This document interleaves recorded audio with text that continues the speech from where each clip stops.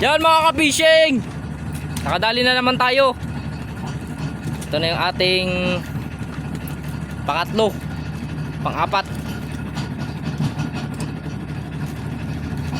Fishing, siya pa rin talaga ang nagbira.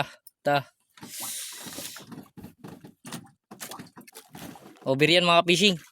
Siguro nagkain kanina pa.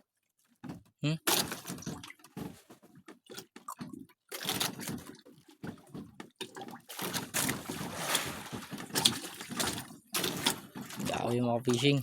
Over yan. Indiksyon natin. Dito pala.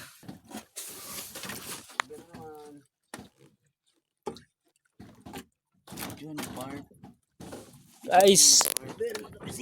Over mga fishing. Oversize. Tananang. Over. Size. Over.